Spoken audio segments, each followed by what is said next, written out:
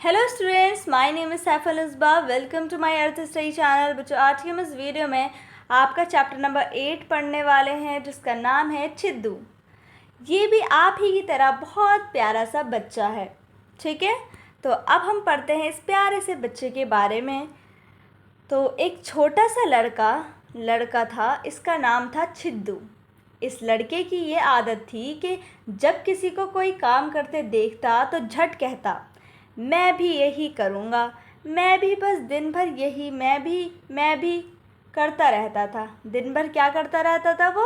मैं भी यानी मैं भी ये करूँगा, मैं भी ये करूँगा। कभी खिड़की में से देखता कि कोई सड़क पर घोड़े पर सवार जा रहा है तो कहता, मैं भी सवार होऊंगा।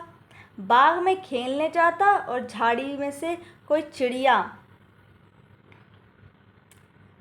फुर से उड़ती तो ये कहता, मैं भी उड़ूंगा।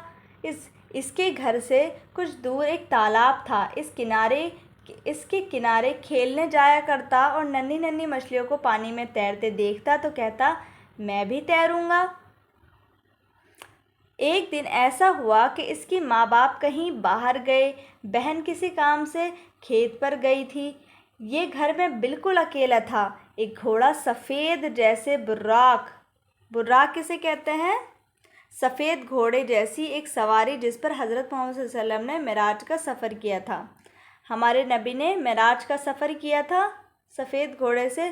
तो बुर्राक, बिल्कुल एक घोड़ा सफ़ेद जैसे बुर्राक इसके सामने आकर खड़ा हो गया। घोड़े पर एक सुनहरा खूबसूरत ज़ेन कसा हुआ था। ज़ेन किसे कहते हैं बच्चों? घोड़े की पीठ पर कसा जाने वाला मजबूत और मोटा कपड़ा या चमड़े का पट्टा। इस तरीके से मैं अभी आप लोगों को दिखाती हूँ, इस तरह से। ठीक है, तो वो घोड़ा यहाँ पर डिस्क्राइब किया जा रहा है कि घोड़ा कैसा था। तो घोड़ा कुछ देर तो गर्दन झुकाए खड़ा रहा, फिर अपने दोनों अगले पांव मोड़कर घुटनों के बल झुक गया और छिद्दू से कहा कि आओ बैठ जाओ। फिर क्या पूछना था? छिद्दू तो मारे खुशी से फूले न समाता था। झट कूद कर सुनहरे ज़ेन पर बैठ गया और लगा चिल्लाने कि मैं तो घोड़े पर सवार हो गया, मैं तो घोड़े पर सवार हो गया। बाहर खेत की मेंढ पर छिद्दू की बहन मुन्नी बैठी थी। इसने भाई को घोड़े पर सवार देखा तो चिल्ला उठी, अरे छिद्दू छिद्दू किधर चले? छिद्दू बोला, हम तो दुनिया देखने जाते हैं। ये कहकर इसने घोड़े के एक चाबुक रसीद किया और घोड़ा ऐसा उड़ गया जैसे हवा जाती है। पहले तो एक बड़ा सा मैदान पड़ा, उस पर घोड़ा सरपट दौड़ता हुआ निकल गया। फिर एक बहुत ऊंचे पहाड़ पर चढ़ा और दूसरी तरफ से उतरकर एक घने जंगल में पहुंचा। जंगल खत्म हुआ तो हरे हरे खेत आए। हर तरफ खेती लहलहा रही थी और लाल नीले फूल खिले हुए थे। खेतों से निकले तो फिर एक जंगल आया। इसके पेड़ सब बहुत छोटे छोटे थे और ऐसे घने कि इसमें गुजरना मुश्किल था, मगर इस घोड़े के सामने सब कुछ आसान था। उसे भी तय कर लिया। फिर एक रेत की दीवार आई। घोड़ा इस पर भी चढ़ा मगर पाँव धंस धंस जाते, यानी अंदर को चले जाते थे, इसलिए तेज़ी ज़रा कम हो गई। रेत की दीवार खूब चौड़ी थी। ऊपर पहुँचे तो देखा कि नीचे समुद्र लहरें मार रहा है और जहाँ तक नज़र जाती है पानी ही पानी था, सब नीला ही नीला। घोड़े ने कहा, अब मुझसे नहीं चला जाता, मैं आगे नहीं जा सकता, बस अब उतरो। मियाँ छिद्दू ने कहा, वाह, मैं तो और आगे चलूँगा, और आगे। ये सुनकर घोड़ा इस ज़ोर से उछला कि मियाँ छिद्दू धड़ाम से आगे आम पड़े, यानी आगे गिर गए वो और रेत की दीवार से ऐसा लुढ़के कि सीधे समुद्र में गिरकर डुबकियां खाने लगे। एक लाल सुनहरी मछली जल्दी जल्दी तैर के ऊपर आई और उसकी टांगों के बीच में आकर ठहर गई। छिद्दू को ज़रा सहारा मिला तो उन्होंने अपना बदन ऊपर को उठाया और कहा, आहा, मैं तो फिर सवारी करूँगा। मछली बोली, नहीं मियाँ, सवारी नहीं करोगे, तैरोगे। हा हा, तैरूंगा, ये तो और भी अच्छा है। अब इस मछली के सहारे छिद्दू मियाँ ने समुद्र में तैरना शुरू किया। चारों तरफ से नन्ही नन्ही चमकती हुई मछलियाँ आ आकर जमा होने लगीं। छिद्दू को तैरता देखकर उन्होंने हंसना और नाचना शुरू कर दिया। उधर से दरियाई चिड़ियों ने एक दूसरे से चिल्ला चिल्ला कर कहना शुरू किया, अरे ज़रा देखो तो छिद्दू किस मज़े से तैर रहा है। तैरते तैरते जब दूर निकल गए तो एक जहाज़ मिला। जहाज़ पर छिद्दू का बाप था। चारों तरफ छिद्दू को देखता और हर एक से पूछता था, भाई तुम्हें तो दिखाई दिया हमारा छिद्दू। छिद्दू ने जो बाप की आवाज़ सुनी तो चुपके से मछली से कहा, अरे गोता लगाओ, जल्दी से गोता लगाओ, नहीं तो वो देख लेंगे। कौन? छिद्दू के पापा। मछली ने ऐसा गहरा गोता लगाया कि समुद्र की तह को पहुंची। वहां तरह तरह की सीपियाँ थीं, रंग बिरंगे घोंके थे और ऐसे ऐसे दरख्त के छिद्दू ने कभी देखे भी ना थे। छिद्दू ने जो आंखें फाड़ फाड़ कर देखना शुरू किया तो आंखों में पानी भर गया और चीखे कि बस बस, अब ऊपर चलो, ऊपर, मेरा दम घुटता है। मछली और ऊपर निकली और छिद्दू ने पानी से सर निकाला ही था कि एक बड़ा सा परिंदा ऊपर से आया, कुछ काला कुछ सफ़ेद, और इसने छिद्दू को चोंच में उठा लिया और अपने पर खूब फैलाकर उसे हवा में उछाला और अपनी पीठ पर बिठा लिया। छिद्दू चिल्लाया, अब तो मेरे पर हो गए, मैं तो उड़ूंगा, मैं तो उड़ूंगा। ये परिंदा ऊंचा उड़ता ही चला गया, रुकने का नाम ही ना लेता था। उधर सूरज बराबर नीचा होता जाता था, यानी शाम हो रही थी। अब नीचे यानी नीचे जा रहा था, वो डूब रहा था। बराबर नीचा होता जाता था और आखिर को बिल्कुल गायब ही हो गया, यानी रात हो गई। छिद्दू के करीब से एक औरत गुजरी जो बड़े बड़े निहायत ढीले बिल्कुल काले कपड़े पहने हुई थी। ये कौन थी बच्चों? ये रात थी और ऊपर से ज़मीन को जा रही थी। लेकिन परिंदा और छिद्दू थे कि ऊपर ऊपर ऊपर ही चलते जाते थे और उड़ते उड़ते चांद और तारों की बस्ती में पहुंच गए।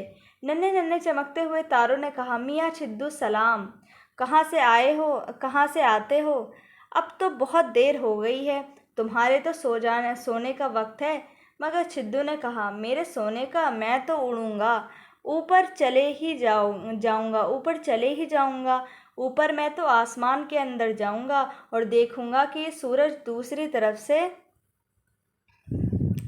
कैसे निकलता है। सितारे खूब खिलखिलाकर हंसे, ऐसे कि ये झिलमिल झिलमिल कर रहे हों। और परिंदे ने कहा कि तुम तो आसमान में जाना चाहते हो, वहाँ तो मैं भी नहीं जा सकता। तुम्हें ऐसे ही जाना हो तो बादलों के साथ जाओ, मैं अब आगे नहीं जाता। अच्छा तो मैं बादलों के साथ जाऊंगा, चलो मुझे बादलों के पास ले चलो, बस चलो जल्दी, चलो चलो। परिंदे ने अपना रुख मोड़ा, सीधे हाथ की तरफ से कुछ बादल आ रहे थे, उनकी तरफ चला।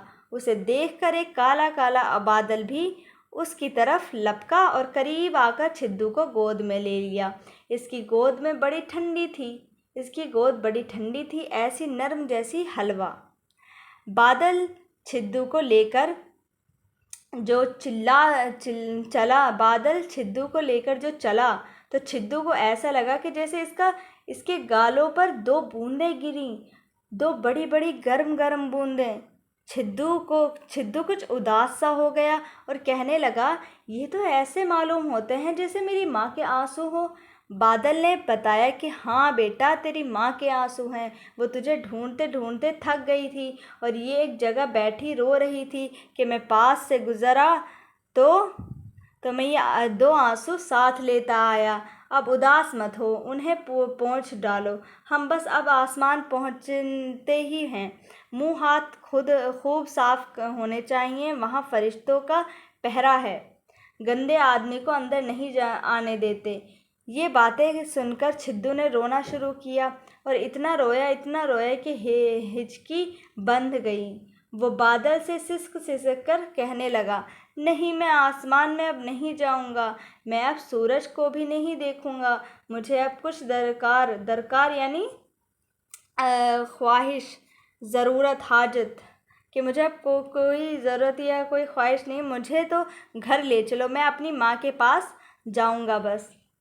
छिद्दू ने ये कहा ही था कि बादल बड़ी तेज़ी से नीचे को चला। सब देखते ही रह गए, ये जा वो जा, और एक जगह खूब नीचे पहुंचकर बादल ने छिद्दू को गोद से नीचे डाल दिया। ये धम से एक चमेली के पेड़ के पास गिरा। उसने जो आँख खोली तो देखा कि माँ दोनों हाथों से चमेली की शाखें हटा रही है, खुशी से बाँछें खिली हुई हैं और चिल्ला रही है, अरे लोगों देखो, मेरा छिद्दू ये है, मेरा छिद्दू ये है।